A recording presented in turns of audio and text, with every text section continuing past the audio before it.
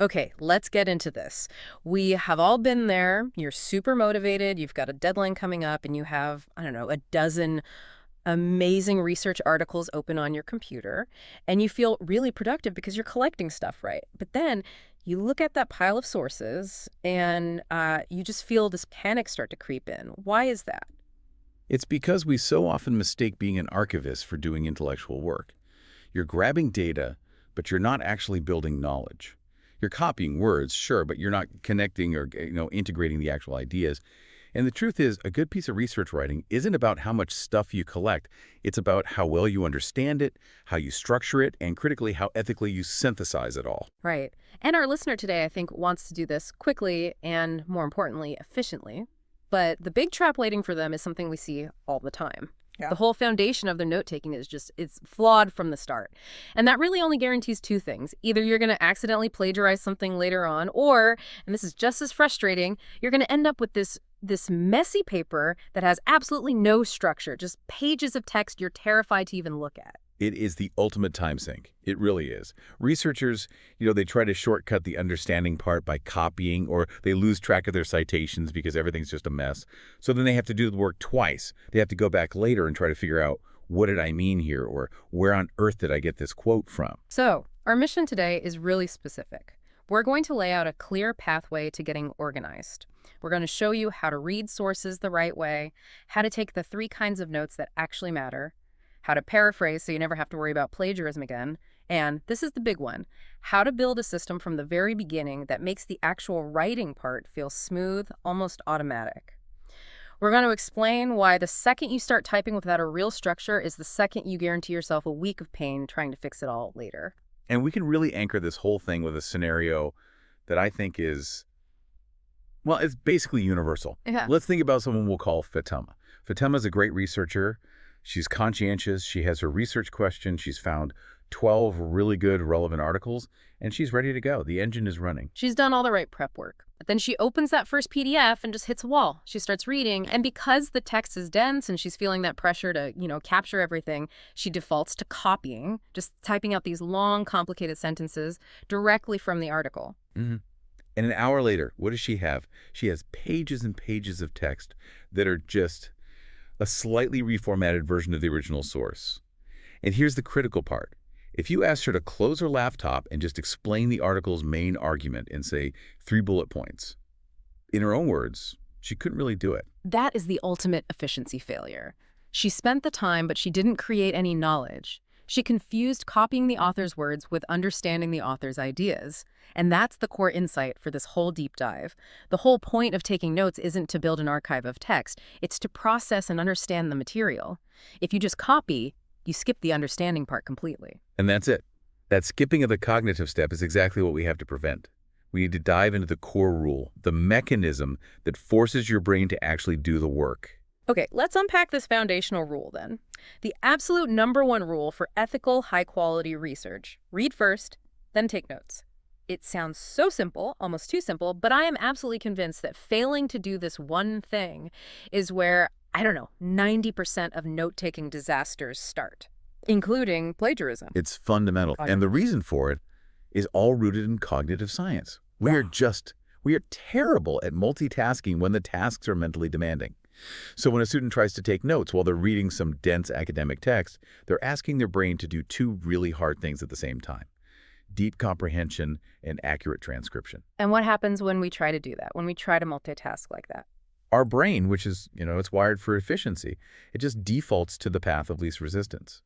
If I'm reading a complex sentence about, let's say, the psychological impact of remote work, and I'm trying to type notes at the same time, my brain says, hey, it is way easier to just copy those exact words than it is to pause, translate that idea into my own language, and then write it down. So because I'm trying to read and capture at the same time, the pressure to just keep up and get the info down, it overrides the need to actually process it.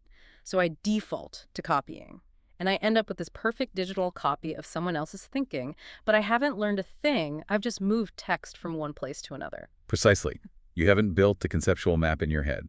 You've just built a digital filing cabinet. The goal of research is not to document what you read. The goal is to internalize it and then synthesize it with everything else you've read. Okay, but hold on a minute. That process, read a section, stop and think, then summarize, that sounds, well, it sounds exhausting. Yeah. For a 50-page article, that feels like it would take twice as long. If I'm on a deadline, how is that actually more efficient? And that is the critical hurdle most people stumble over. It feels slower at the beginning, but it saves you a massive amount of work at the end.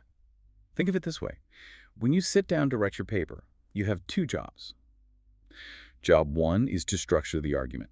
Job 2 is to articulate the ideas clearly. If you take notes by copying, you're outsourcing Job 2 to the original author, but you are completely skipping Job 1. So when it's time to write, you have to do both jobs at the same time. Figure out the structure of your paper and translate all those copied notes into your own words. It's agonizing. Right. You're trying to synthesize and translate simultaneously, which is basically writing the paper twice. Exactly. The efficient method front-loads that cognitive work. It forces your brain to process the information right away, which is the key to actually gaining knowledge and avoiding that feeling of being overloaded later. So let's detail that better process then. The efficient sequence that forces that mandatory thinking step. It's a three-step cycle, really. First, you read a manageable chunk of text. That might be a single paragraph or maybe a whole section under a subheading. It depends on how dense the material is. The key is you finish that chunk and then you stop reading completely. That's the hard part, the hard stop. You have to actually look away from the screen or close the PDF. You have to. Yeah.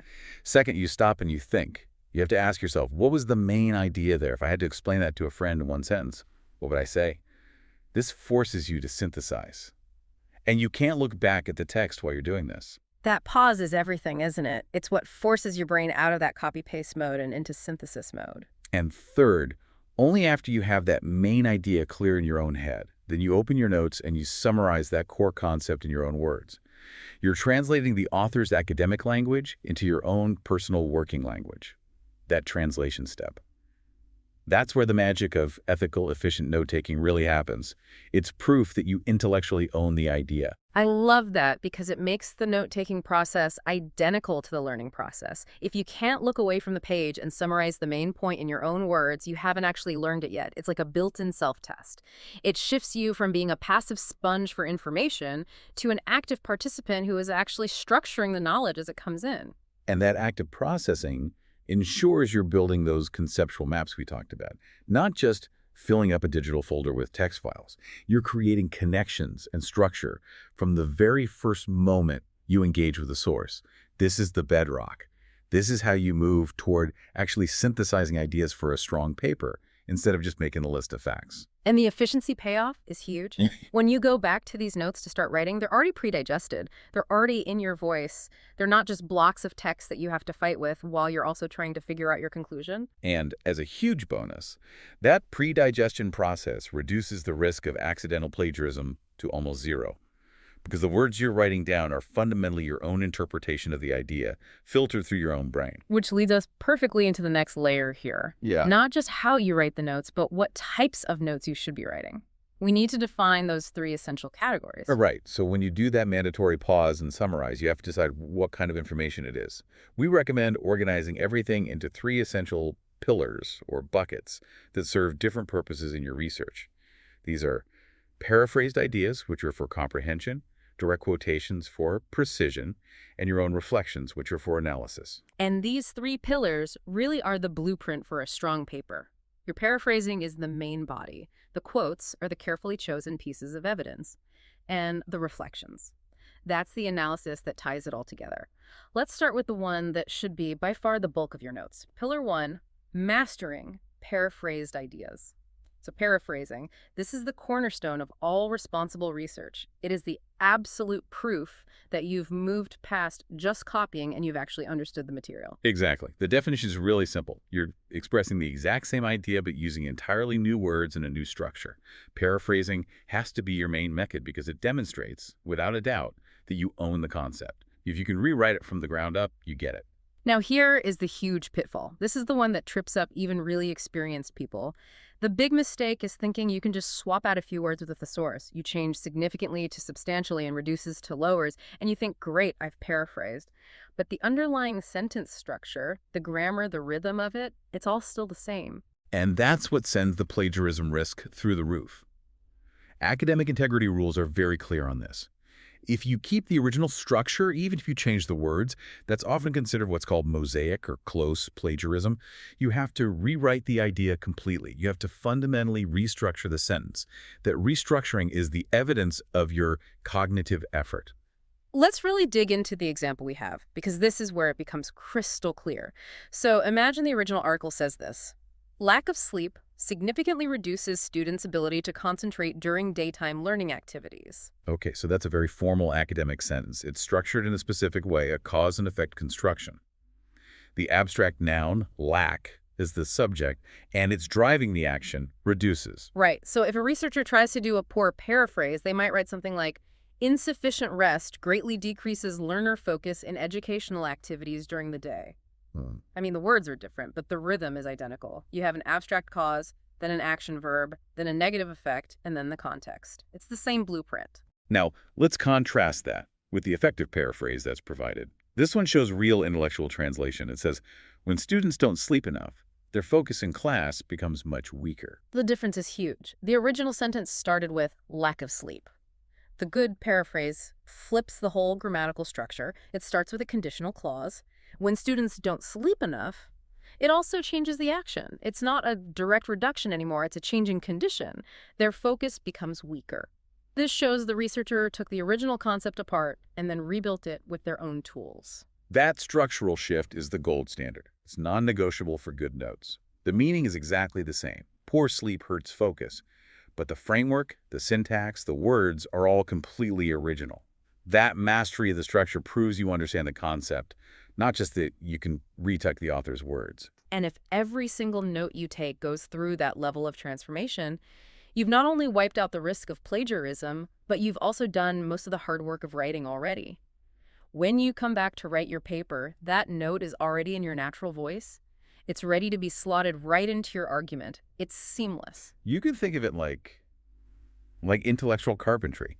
You're taking the raw material, the idea from the source, and you're cutting and shaping it into a piece that fits perfectly into the structure you're building, which is your paper. Okay, so that's paraphrasing. Now let's talk about pillar 2, the strategic use of direct quotations. If paraphrasing is your go-to method, then quoting has to be the rare exception. It's like a specialized tool you only bring out when it's absolutely the only thing for the job. That's a perfect way to put it. We see so many rough drafts that are just. They're a string of quotes held together by a few transition words from the student. It looks like a patchwork quilt of other people's ideas, and that signals a huge flaw in the research process. Yeah, it weakens the writer's own voice. It shows they don't really have control over the narrative. They're letting the original authors make the argument for them instead of synthesizing the material and using the quote as a sharp piece of evidence to support their own claim. So, if paraphrasing proves you understand something, what do we actually need to use a direct quote? Well, there are really only 3 specific, rare situations where a quote is necessary. And if your quote doesn't fit into one of these 3 exceptions, you should be paraphrasing it. Let's lay out those 3 exceptions. The first one is when the original wording is genuinely powerful. Yes. This means the author has said something so elegantly or so forcefully that changing even one word would weaken its impact. We're talking about landmark statements, key definitions from the field, or profound findings that just stand on their own. So if an author coined a really specific term or wrote a sentence that everyone in that field quotes as the definitive summary of an idea, that's when you quote. Which brings us right to the second exception, when the original wording is unique. This is especially true for jargon or technical definitions, where the author has created a specific term. If you try to paraphrase a unique term, you risk losing precision or subtly changing the author's meaning. Using quotation marks preserves that precise language. And the third exception, which is maybe the most common, is when accuracy absolutely demands it. This applies to things like precise data, statistics, legal standards, or quotes from an interview where the exact words are the whole point. You have to quote it to maintain integrity. If you can see quotes only as a tool for power, uniqueness, or precision, it really helps you regulate how often you use them. If you can't justify using a quote with one of those 3 reasons, you should always default back to paraphrasing. That forces you to do the work of comprehension. I really encourage you, the listener, to think of quotes as like spice in a dish, not the whole meal. You use them sparingly, maybe 1 per key paragraph, to add some flavor or punch. If your notes file is 80% direct quotes, you've done the reading, but you haven't done the intellectual work of synthesis yet. That job is still waiting for you. And that brings us to the most powerful but also the most overlooked type of note. Pillar 3, your own reflections and connections. This is the stuff that separates the A paper from the B paper. Why are reflections so important? Because I think most people stop after they've collected the paraphrases and quotes. They think, okay, I've captured the ideas, my job is done. Reflections are basically notes to yourself. They are the crucial cognitive link that takes you from just summarizing what the source says to active analysis, what I'm going to do with what the source says. Without reflection, your notes are just a passive list of facts. They're waiting for the critical thinking phase, which really should be happening during note-taking, not when you start writing the draft. This is where you build that critical thinking layer right into the research process itself, so you're basically pre-structuring your argument as you go. So what do these reflections look like in practice? We have 3 really good analytical questions you should ask yourself right after taking notes on a source. The first question is a relevance check. How does this relate to my research question? This forces you to make an immediate connection. If the article is about AI and medicine, but your question is about AI and high school education, you have to immediately figure out that connection. If the connection is weak, maybe you flag that note as less important, or even discard it. That saves so much time. You don't want to spend all this energy writing beautiful notes for information that, at the end of the day, isn't going to help your thesis. You're creating a kind of intellectual triage system. The second question is about positioning and critical thinking. Does this support or challenge my argument? This is so important because a research paper is a debate, not just a book report. You have to identify whether a source agrees with you, disagrees with you, or maybe offers a more nuanced take. This forces you to engage critically. So you're not just filing the information away, you're giving it a role to play in the drama of your paper. Is this a supporting character for your main claim, or is it an antagonist you need to address? Exactly. And if you identify that counter-evidence right away, you can strategically build your paper to deal with those points, instead of being surprised by them when you're trying to write your conclusion. And the third question is all about selection and prioritizing. Is this something I actually want to include in my paper? This is the final practical filter. You might have found a fascinating little detail, but if it doesn't directly help you answer your research question, you have to be disciplined. You can label it for later, but you need to focus your energy on the high-impact information. The implication here for the listener is huge. These reflection notes, these little mental breadcrumbs, are where your paper's structure and its analytical backbone get built before you even think about writing a first draft. You're literally outlining your argument in the margins of your notes. So by the time you sit down to write, your document isn't just a collection of summaries. It's an argument just waiting to be written out, already sorted into for and against, and already tagged for how you're going to use it. That's true synthesis. Okay, so far we know how to read, and we know the 3 types of notes we need to take. But none of that matters if we forget the critical safety net, immediate citation. Forgetting where an idea came from is probably the single biggest cause of accidental plagiarism, even if your paraphrase is perfect. We have to remove the mental burden of trying to remember sources later. The rule has to be absolute. You record the source information right away, right next to the note. Do not ever trust your memory on this. So when we're creating that notes file, what are the essential details we need to grab? We don't need the full, complicated 15-line bibliography entry right this second, but what are the key identifiers we need to track it down later? You just need the bare minimum to find it again. We always recommend recording the author's last name, the year of publication, and the article title. That little trio becomes the standardized, unmissable header for all of your notes on that one source. It's easy to recognize, it's concise, and it gives you everything you need to find it in a citation manager later. That makes perfect sense. It's like a non-negotiable label for your filing cabinet. Okay, so let's walk through how this all comes together into a practical, structured note-taking method that works whether you're using a notebook or a digital tool. We've boiled this down to a simple 5-step system for organizing your notes from any single source. It forces you to be structured and to keep different types of ideas separate. Walk us through it. What's step 1? Step 1. You write the source header, author, year, title at the very top of the page or the document. If it's a digital file, this is the first line. Make it bold, make it a different color, whatever. It's the permanent ID tag for everything that follows. Step 2. Step 2. List the main ideas of the article in a clean bulleted list. Keep these high level, just the main structural points of the source. For a long article, you might only have 5 or 6 of these. Step 3 is where the detail comes in. Exactly. Step 3, you add your detailed paraphrase explanations under each of those main bullets. This is where you use the read first rule, writing the concepts entirely in your own words with that structural transformation we talked about. And step 4 is for the quotes. Right. Step 4, if you found any of those rare, powerful passages you need to quote directly, you mark them very clearly. Use quotation marks and immediately, and I mean immediately, write down the page number right next to the quote. Don't wait. The phrase Johnson 2023, page 47, has to live right next to the text you copied. And finally, step 5, the analysis. Step 5, add your personal reflections. These are the notes from those 3 analytical questions, and they should be clearly separated from the source material.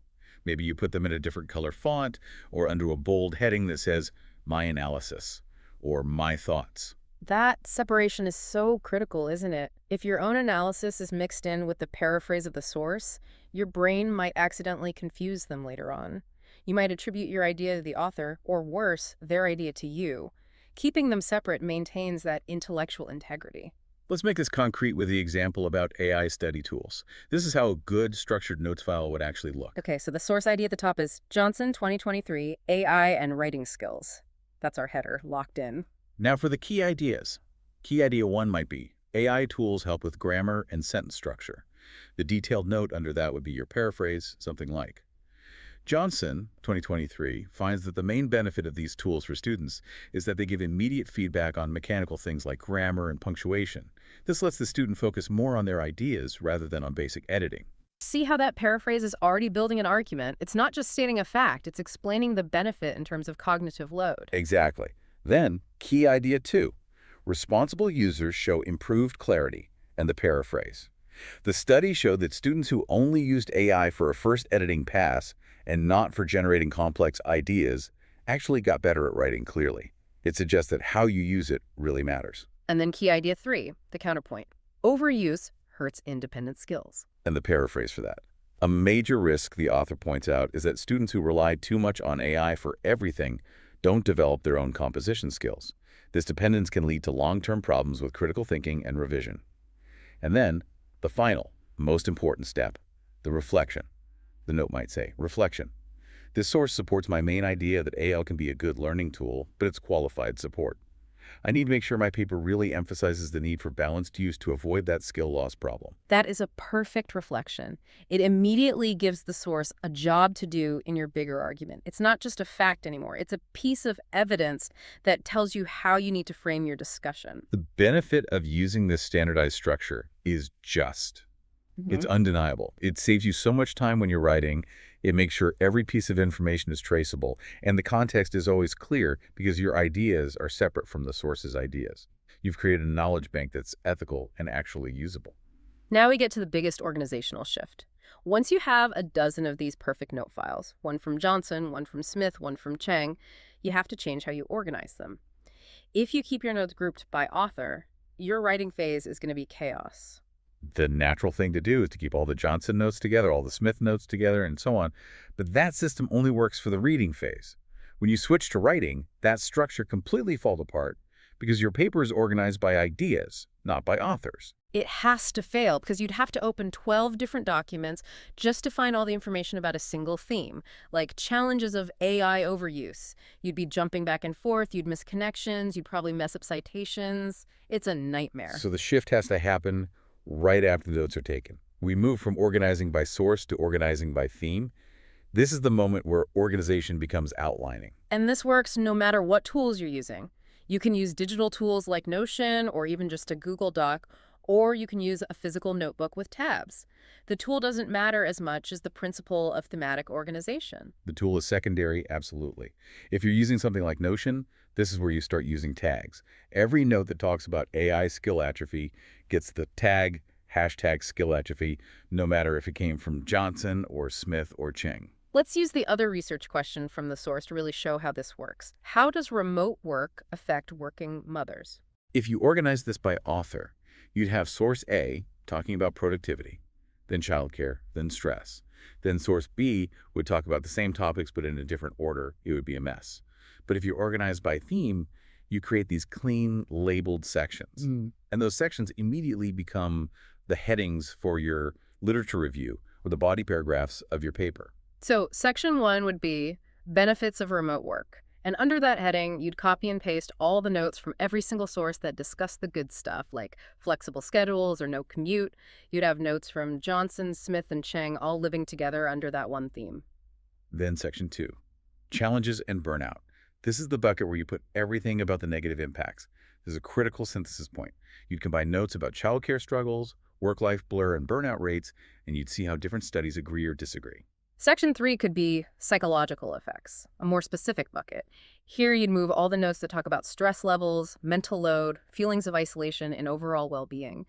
And maybe section 4, productivity effects. This would be for all the hard data, the numbers. You'd put notes about measured outputs or self-reported efficiency here, and you could compare them side by side.